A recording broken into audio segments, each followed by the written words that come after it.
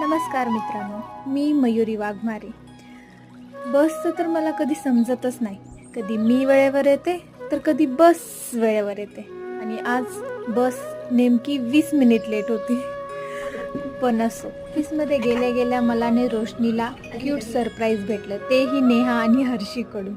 खूपच मस्त होतं. आणि नंतरनं ब्रेकफास्ट केला आणि आज खूपच दिवस हेक्टिक असल्यामुळे आम्ही बसमध्येच फन फ्रायडे केला.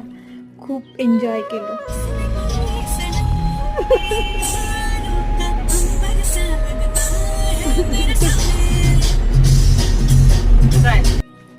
घरी आल्यानंतर खूप डोकं दुखत होतं म्हणून मी चहा बनवला.